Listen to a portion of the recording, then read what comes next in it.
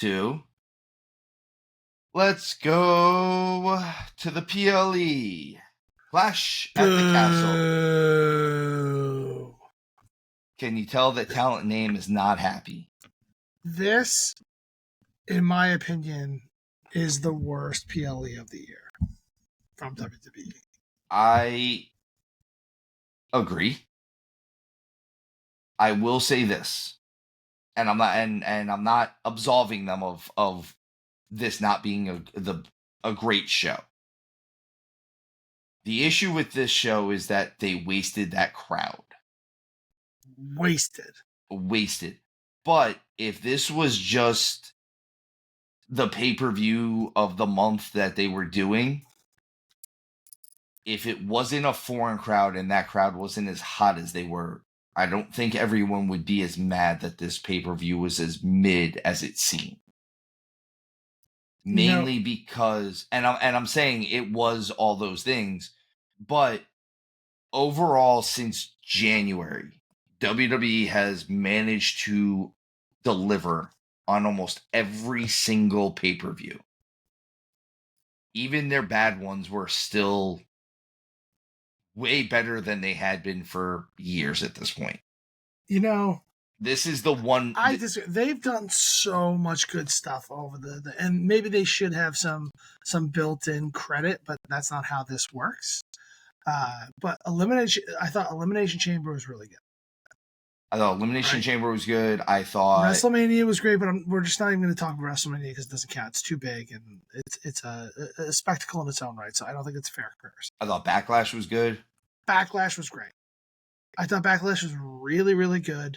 I think that Cody Rhodes AJ Styles match was great. I thought that the Jey Uso Damian Priest match was okay. That was I think that in my opinion was the worst match on that card, and it was still a relatively good match. I know it was harsh on before. King of the Ring. I thought that show was pretty good.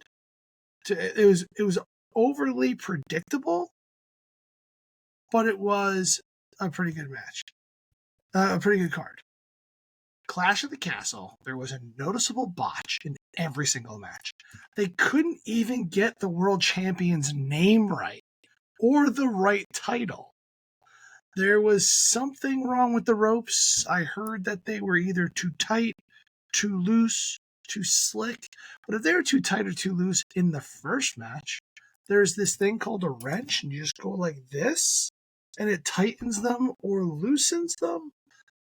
I don't know what they needed to do. And a towel to wipe them off. Apparently it was the electrical tape they used to wrap it or something along the lines. I don't know. And I'll tell you what, I feel like I'm nitpicking right now. I don't want to nitpick. I hated this first match. The Cody Rhodes versus AJ Styles. I feel like the art of the I Quit match is completely lost now. And I'm not looking for Austin and I'm not looking for Austin Brett. I understand that was a different match, and that's not what I want to see recreated here. Though I thought they were going to go that route. I think the first I Quit match, if I'm not mistaken, was Sergeant Slaughter versus Pat Patterson, right? I think that's the first one WWE ever did. I think they, or WWF. Well, at the time, I think it was actually WWF. And it was like a back alley version of it, and I'm not saying he has to be like technical showcase because that match was fantastic. You want to see some carnage? Go check out that match. But what happened here is you have two of the most talented wrestlers in the world with this hot crowd, and the first thing they do is just powder around into the crowd and take it to the back where none of the people are. Like, what are we doing here? And then they do no submission moves throughout the entire thing.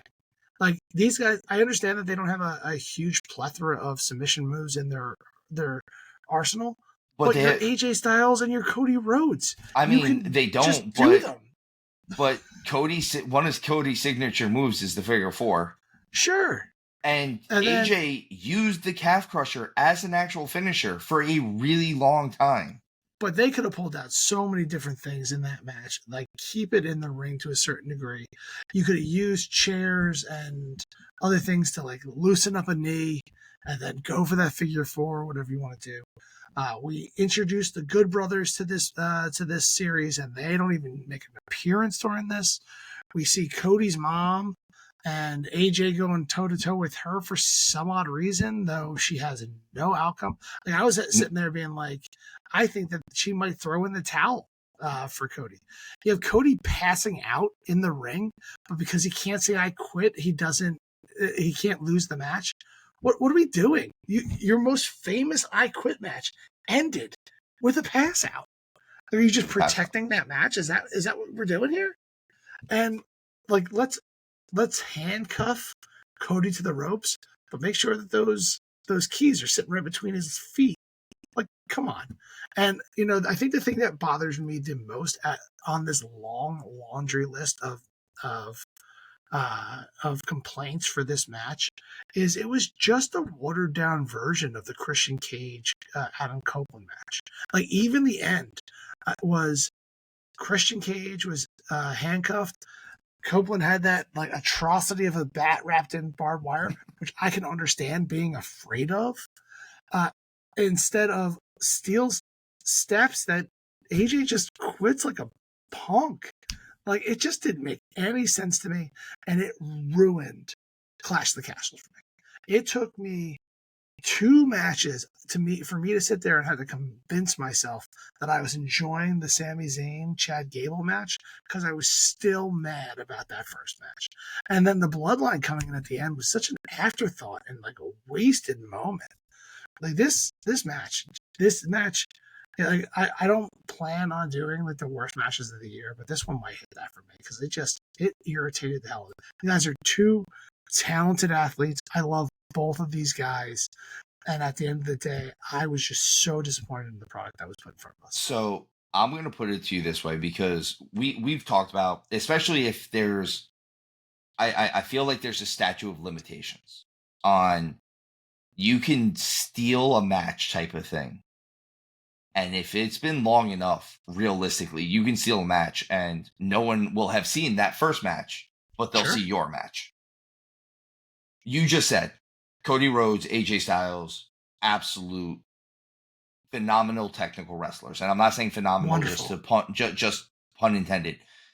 Now then, obviously, they are probably not going to put on the same I Quit match as Sarge and Pat Patterson, where Sarge and Pat are, though they are good wrestlers, they are also a little bit more on the brawling side of the world.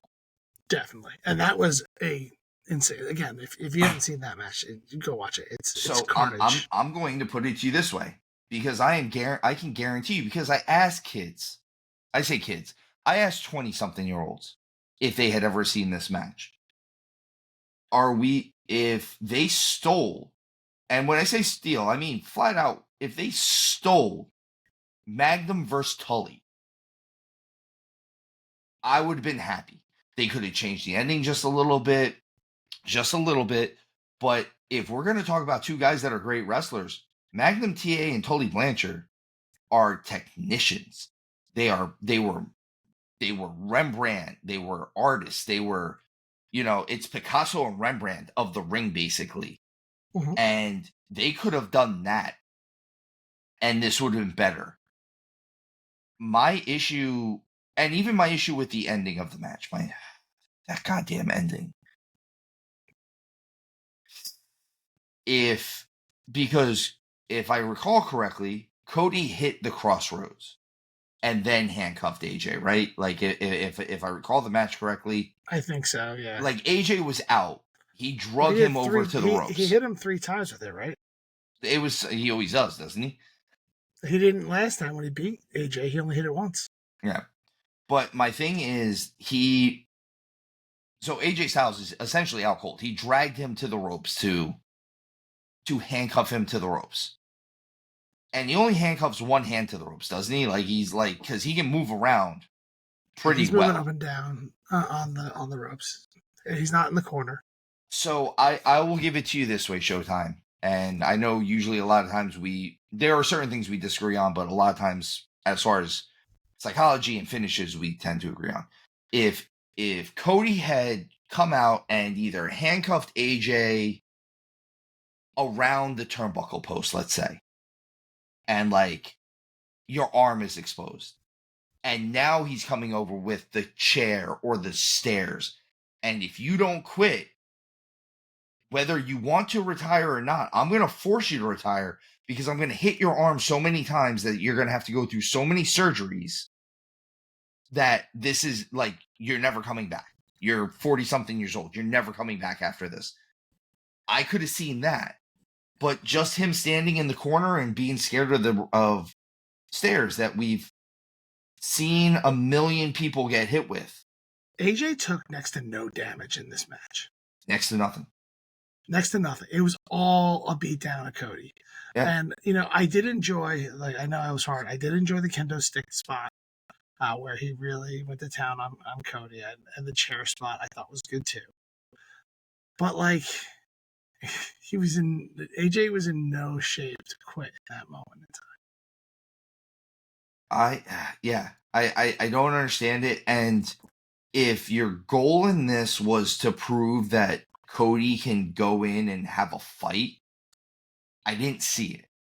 This wasn't Shawn Michaels versus Mankind. He got his ass kicked.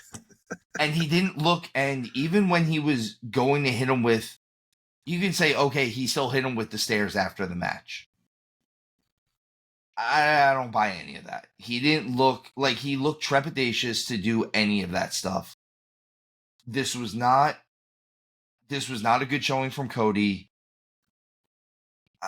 I guess it was a better showing from AJ than from Cody, but it's still, you had him go out like a punk, like you said, and it lost all heat. It was just now I don't even want to see AJ right now. That's what I'm saying. Thank God he's going over to Japan right now because he has to. He has to go over there and not come back for a few weeks. And we were talking about it earlier with the bleeding aspect of things. This is a prime example of Cody got his head hit into the ring bell, apparently. I didn't even know that's what happened there. I just know he was over in that area. We look at AJ for a couple seconds, and then Cody pops up, and he's bleeding. It's like, how did I miss that? Why does that seem important at this point in time? So yeah, I did not enjoy this match. It really ruined a lot of this. The pay-per-view. I don't know a lot of people that just skipped it.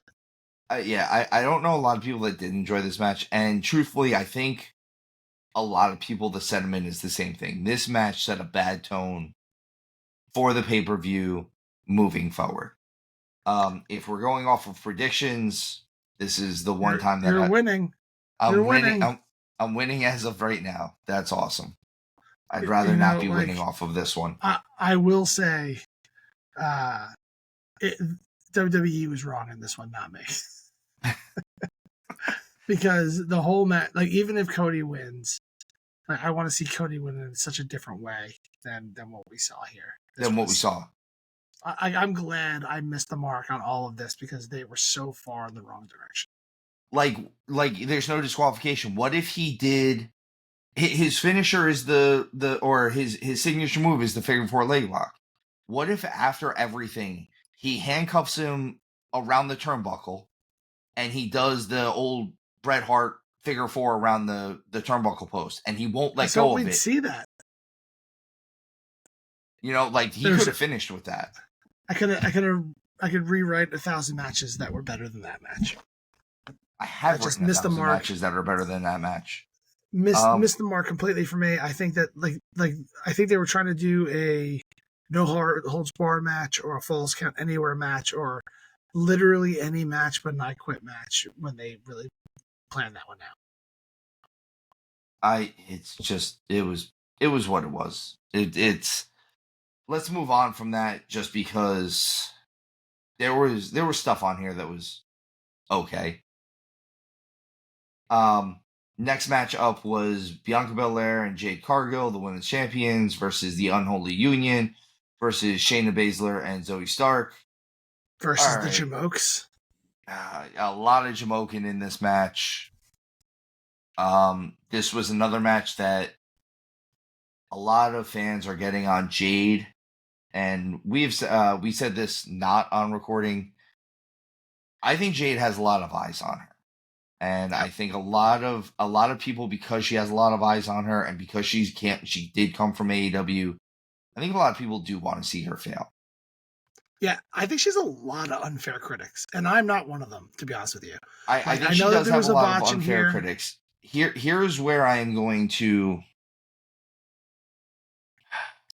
I don't want to say I'm agreeing with the unfair critics. I think Jade Cargill is a star. I think Jade Cargill is an amazing athlete.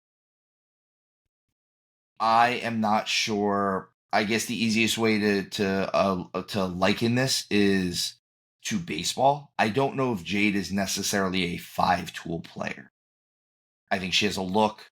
I think she has athleticism. I think she does cut a good promo. I think she has the character.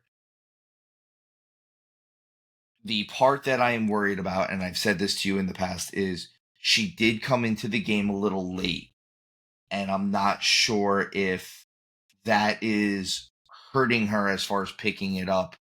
Picking up something new when you're in your 30s is a little bit harder than picking up something new when you're in your mid-20s.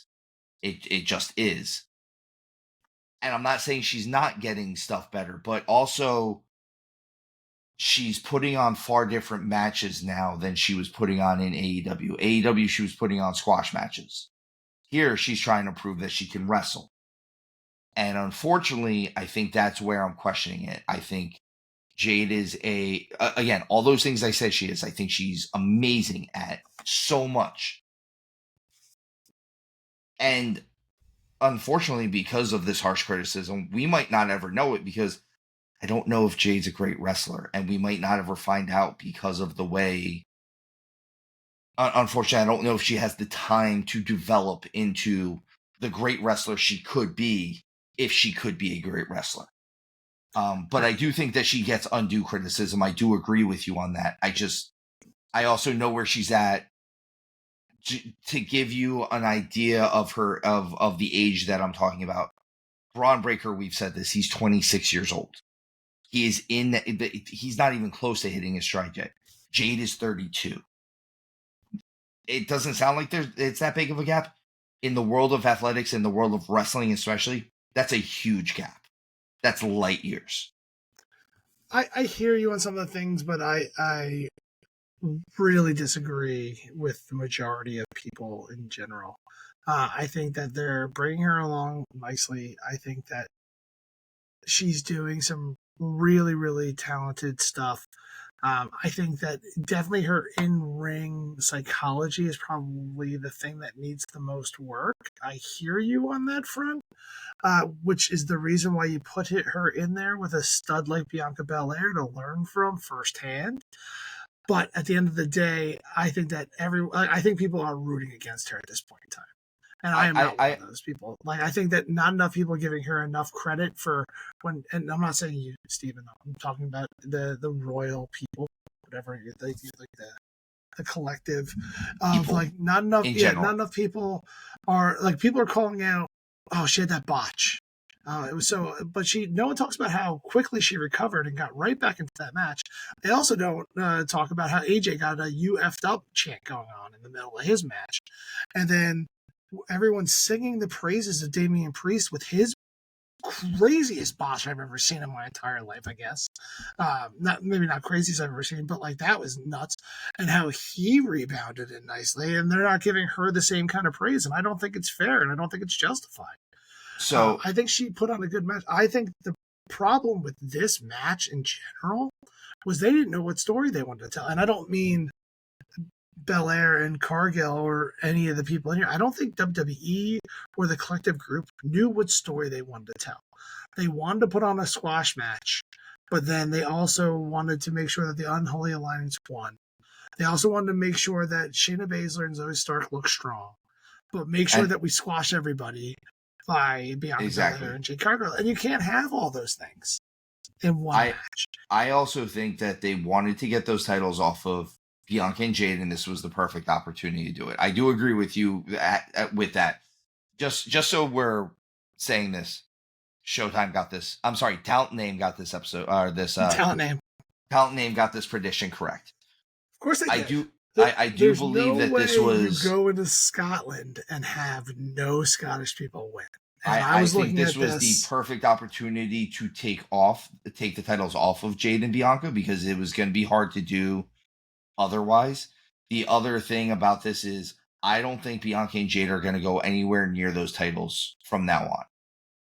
I was surprised on that because I was assuming that they'd be right back to take them right back, and they didn't, because I don't think it's like, I don't think that they should be taking these titles off them yet, because there's other things going on within the women's titles that Jade and Bianca don't fit into those storylines today. So unless you're going to start building up them versus each other, which I think is still should be It's almost still a a little year premature. away, like having the tag team titles on them and having them just like running through people, I think it's the best way to use them. Maybe have a couple close calls. The close call that they had here wasn't that, because they had been essentially squashing the Unholy Union and Shayna Baszler and Zoe Starks the whole time, and then one shot and there's Jamokin over the corner, which just didn't make any sense. A lot of Jamokin. I will say this: you, Showtime, you brought this up on a before we came on, and that's, you didn't think that Michael Cole should have brought up Jade looking like she was accidentally tapping. She wasn't tapping. I don't care what anyone says. So essentially, what I had said to Steve is that Jade tapped out. Like, everyone's like, she tapped out. She didn't tap out. Like, people don't tap and then stop tapping. Like, if I'm going to either, and they do in her situation, because she got knocked out, because like in that rear naked choke that she was getting, or sleeper hold, whatever. The Karafuda clutch, if you will. Well, she was signaling to Shayna, yo, ease up, like, so, this is the end of the match. I also don't think that was, and again, we're not saying this in the sense that Shayna is a dangerous worker. Let's not forget, this was the end of the match, and they're both, neither one of them are small women in the sense of, they're not Alexa Bliss, they're not Liv Morgan. These are bigger, heavier girls, and I'm not saying like heavy in the sense that they're heavy. They're athletic women that by the end of that match, if Shayna hung on her at all, that's going to pull on her. And I think that was what she was trying to signal to her more than anything. It was just a light tap. Like, you tap out in a submission move, you're making sure that the referee sees you, because you are in a immense amount of pain. That is not what happened in that situation. So the only thing that is good from that, coming from this, is going forward into Raw, it did build a storyline for Shayna and Zoe to go after the Unholy Union, because they said it looked like Jade had tapped, and the week previous, Shayna and Zoe had beaten the hell out of the Unholy Union. I get it. Like, that's cool. It's a nice way to turn what had happened into a good storyline. This also goes along with, I don't think Bianca and Jade are going to go back near these titles. I will put it to you this way. I understood what they were trying to do with tag teaming her with Bianca to maybe cover up some of her weaknesses right now. And again, I'm not bashing Jade. I'm saying she does have weaknesses, and by having her in a tag team, it does cover up a little bit. I'm going to go the other route on this one, and I don't want her wrestling Bianca just yet. I want them to still be friends. I want them to still tag team every so often.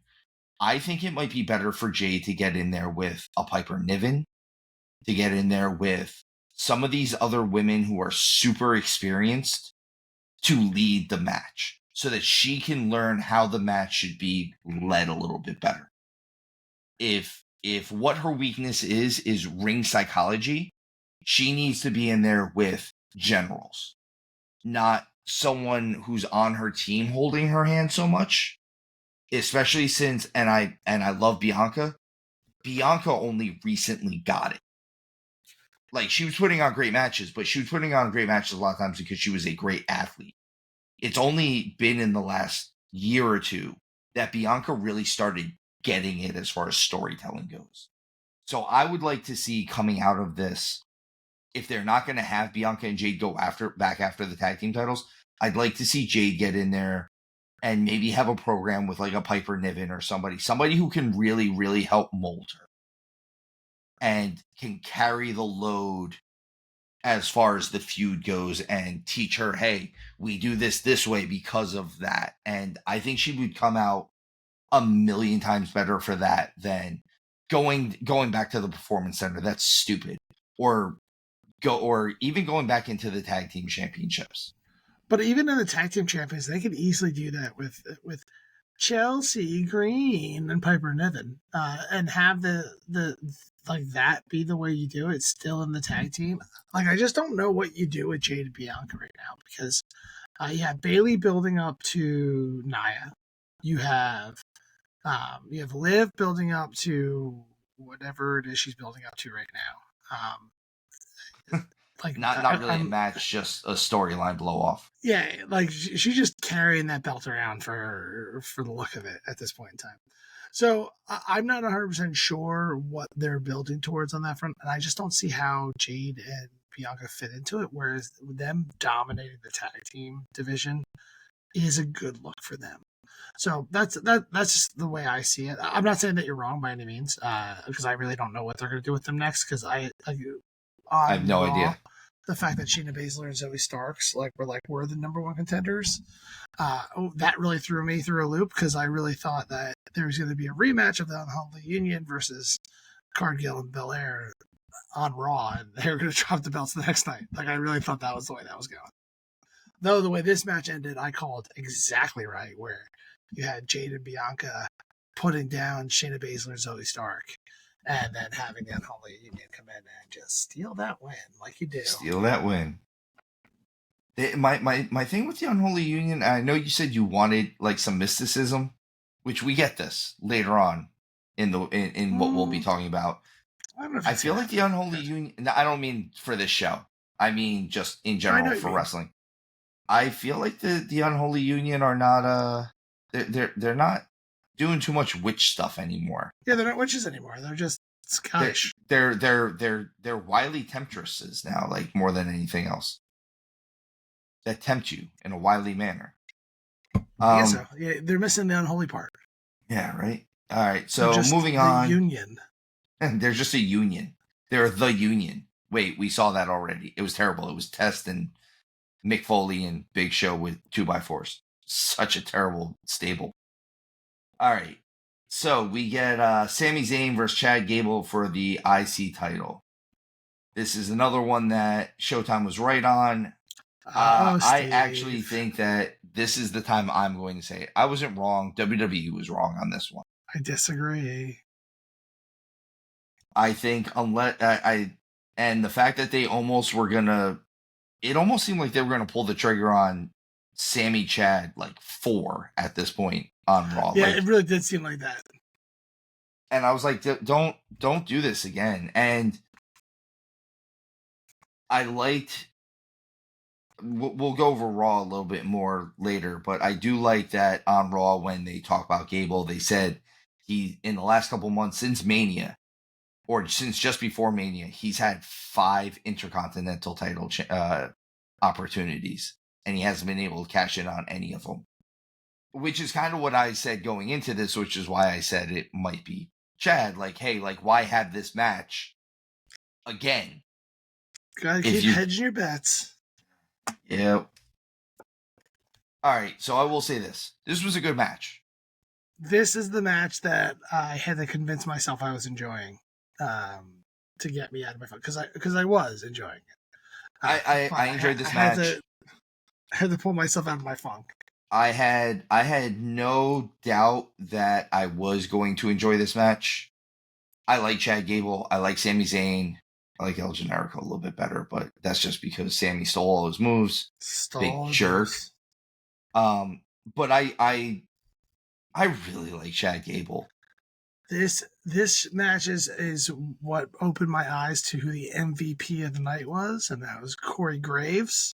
If you guys were listening to him throughout this broadcast, he was absolutely phenomenal. He didn't speak all that much, but when he did, it was really, really good.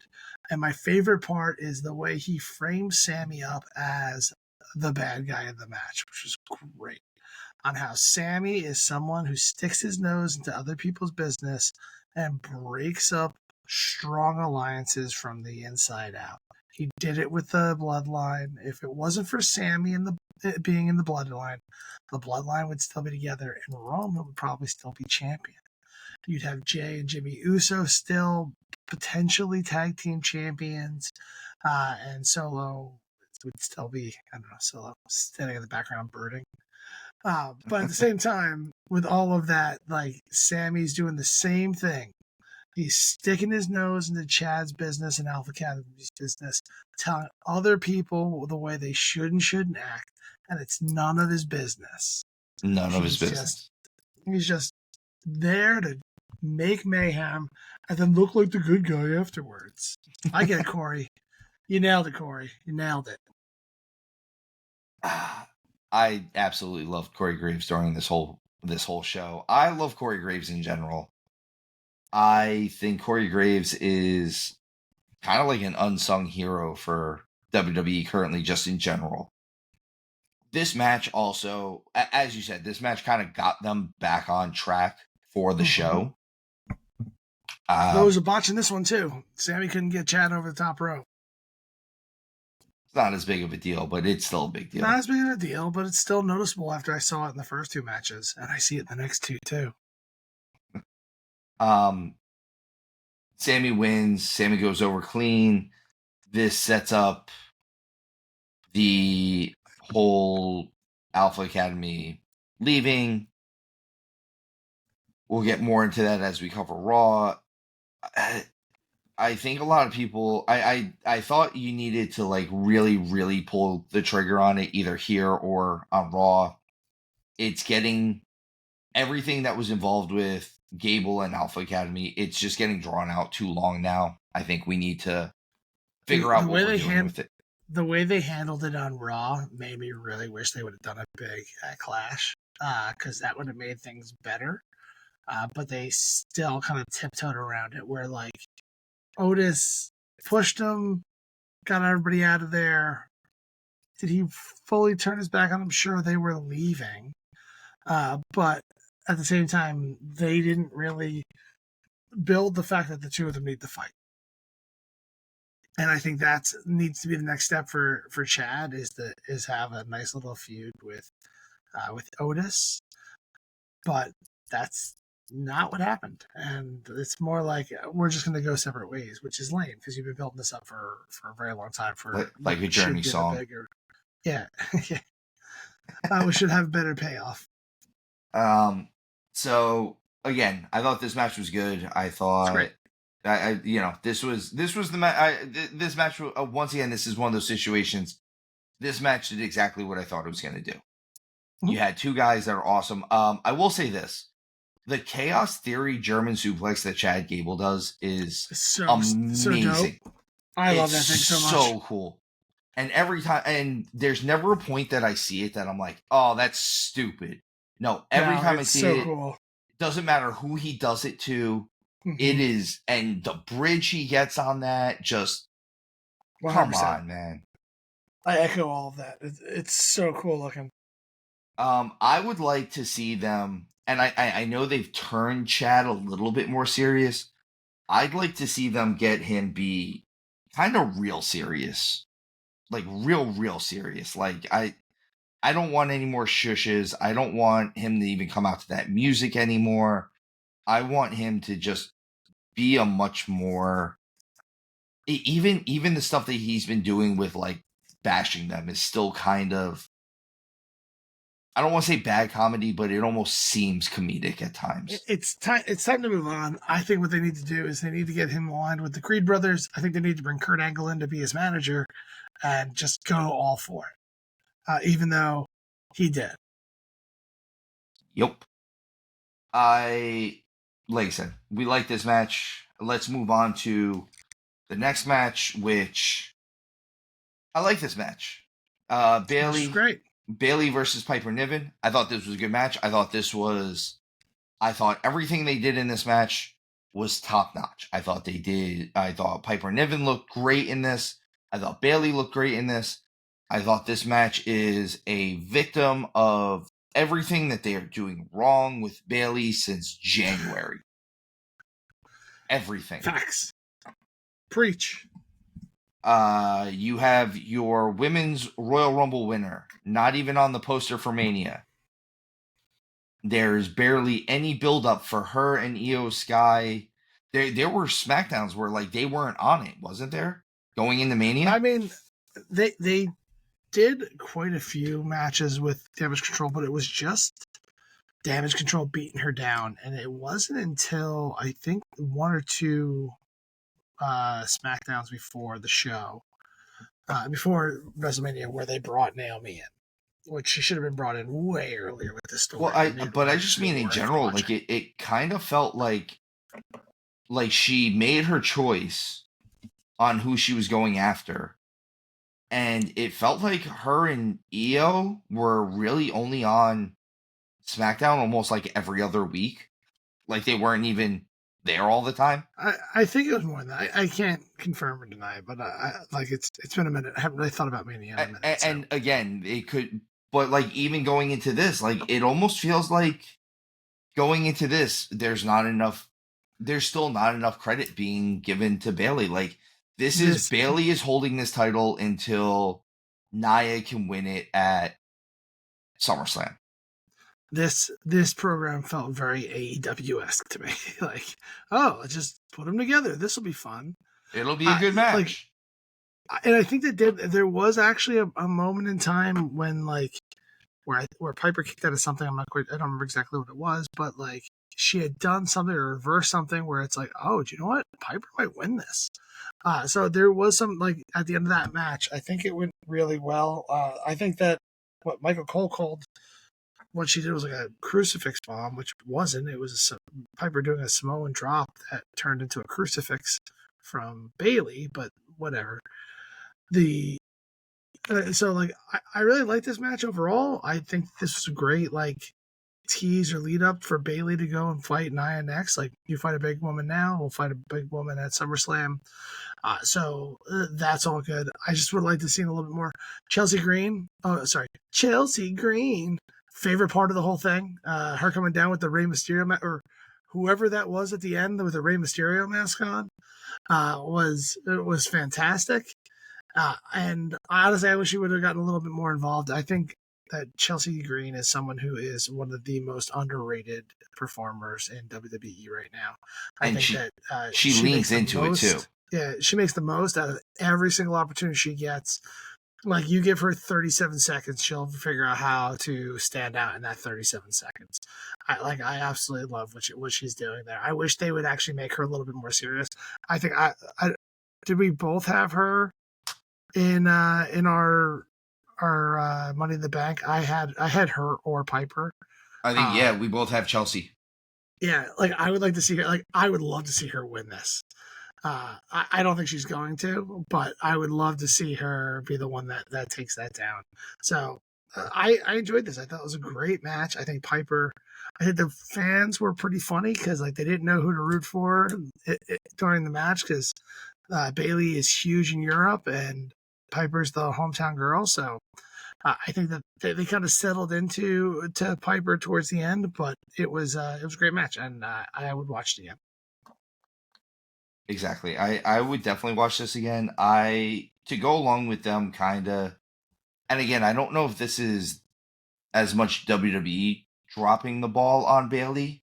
I know you and I talked about this a little bit before this, and that was,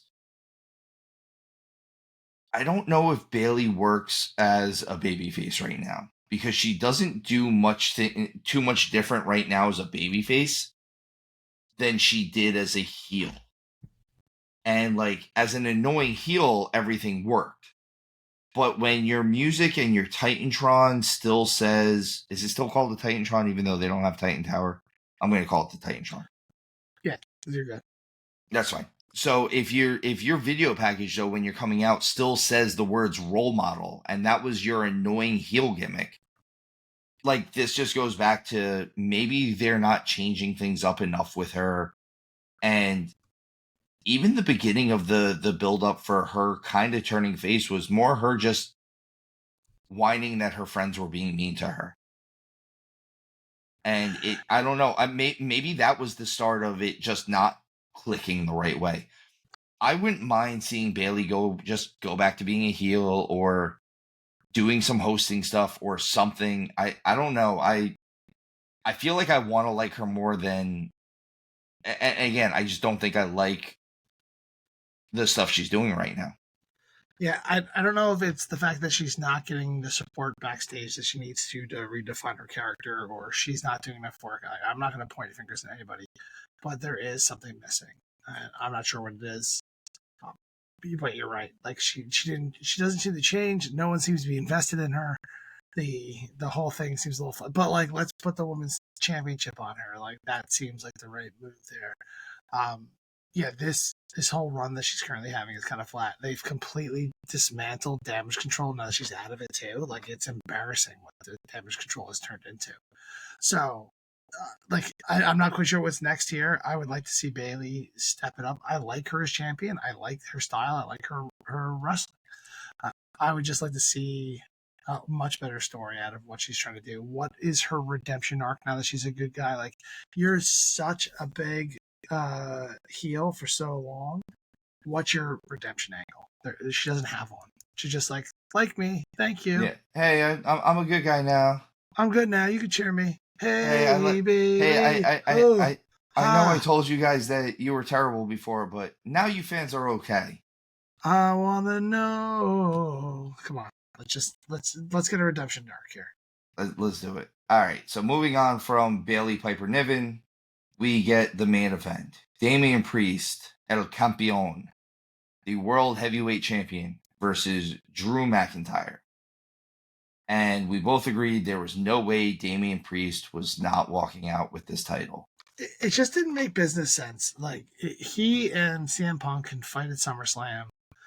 If Drew comes back, he could fight yet. Like just teases. They could fight at SummerSlam, and it could be a really good match. They don't need the title. You don't want Gunther taking down Drew anyway in that way that he would. I think Gunther is near guaranteed to beat Damian Priest. Though I think that Priest has been having a really good title run with this. I think I love the stuff with the Judgment Day right now. The thing that I wish they would just do with him is make him a face or make him a heel. Like let's stop bouncing back and forth between this. And we'll get more into that next. But this, like, he's doing fantastic work in the ring, on the mic. Just stick to a lane. Let's stop flip flopping. Exactly. But this match, we'll talk about the match, or we'll talk about the botch. To go along with the botch, the cover up for the botch was fantastic. Sick. Yeah. They everyone who needed to help cover up what happened did such a good job of actually covering it up that you almost forget about it. Again, Corey Graves. I don't know how you forget about that. But again, Corey Graves, all-star. Drew McIntyre, all-star. The referee, all-star. Damian Priest selling his leg afterwards when they probably weren't going to work his leg during that match. All-star. This is all top-level work. This is, when we talk about pivoting during a match, this is a pivot during a match. This is so good. They covered this up, and the match itself was good. I knew this match was going to be good. This match kind of didn't have any choice but to be good. I don't mind watching two big bulls go at it when they're two big athletic bulls like this. Him hanging upside down from his ankle was gruesome. I would have bet money that he dislocated his ankle the way he was upside down. I know a lot of people are worried about his knee, but like you got 230 something pounds hanging from your ankle. You got it's a lot of weight to really, really hurt him, but it seems like he's perfectly fine, which is great. He did like a one-legged crucifix bomb. It's not the Razor's Edge. Stop calling it that. This was the actual crucifix bomb. Yeah, like you could do that when he pins people with it. So like overall, I thought this was great, and then can't get past this match without mentioning CM Punk and how CM Punk screwed him again. Though Wade Barrett needs to take it down a notch on saying that this is the biggest screw job in WWE history. Even more so than the Montreal screw job. No one is ever going to call this the Scotland screw job. So, like, this is nowhere close to that. Also, this wasn't even as big as the Rawway screw job. Let's move past that one. But I did, like this wasn't that big of a deal. I think they could have incorporated CM Punk a little bit better, in my opinion. I like him coming out from underneath the ring or coming from the crowd rather than coming down as the referee. It almost felt like they made it seem like CM Punk wasn't going to do something until he saw the opportunity, though he was always going to go in there just to mess with Drew. Like, that was always going to happen. So the way that they kind of played it up is almost like, I wasn't going to, but now I see my window, so let me go do it. No, you were always going to do it. That was part of the plan. Like, you're fooling no one. So like that's like my only real critique of this match, but I thought it was fantastic. Again, Damian Priest I think was the right call, and what this means is that I once again beat you in predictions, Steven. You should be embarrassed. So I don't even have a name anymore, and I still listen, talent, or do you prefer name? Mr. Name, thank you. Mr. Name.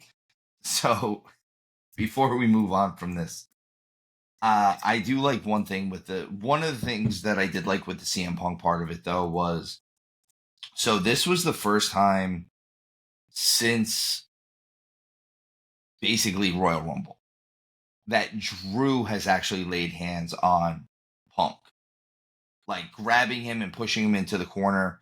We saw Punk obviously, do the stuff at Mania, but as far as like a nice slow burn for this, we've gotten a really, really nice, this has been a nice pace for this feud all around.